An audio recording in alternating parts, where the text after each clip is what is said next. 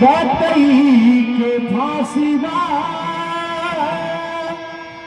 जवानी हो गलमुआ। लेकिन देखना भाव लगवा ये जवानी भी का जवानी बा। प्यार भी क्या चीज है, न जीने देती है न मरने देती है। छूटे सबके मुहां से हर पानी रे बलमुआ। गटई के फांसी बा जवानी हो बलमुआ। गटई के फांसी बा जवानी हो बलमुआ।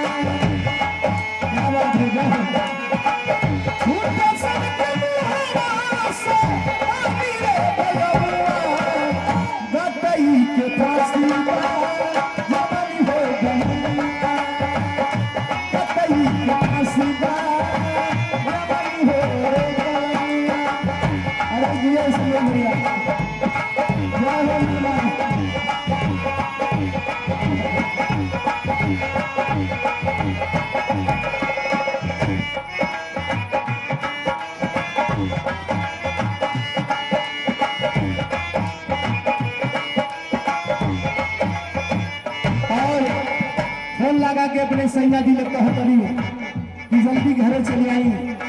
कैसे कहतरी गौआ के बहरे सिवाने में घर बा सबसे ज्यादा हमारा गौया से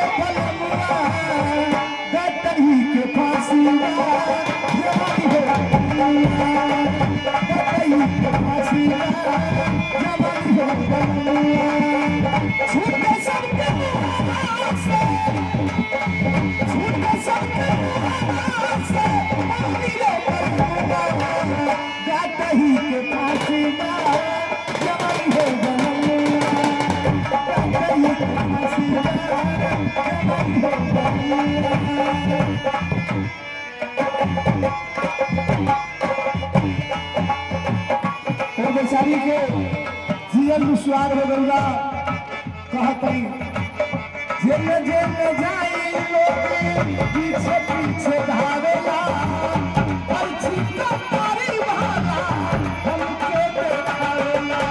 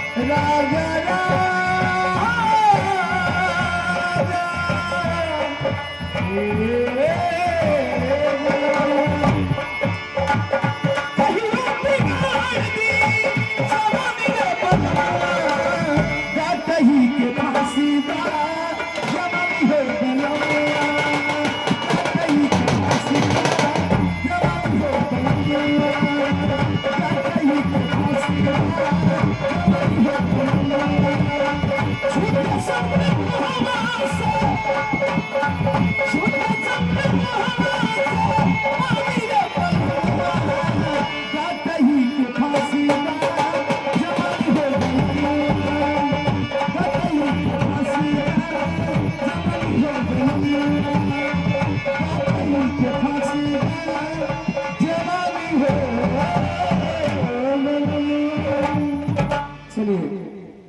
कहा गया है दोस्तों, कहा गया है ना गीत है ना गजल है कोई, ना गीत है ना गजल है कोई, ये मेरे दर्द दिल की कहानी है, मेरे दिल में सिर्फ शोला है मगर आंखों में सिर्फ पानी है।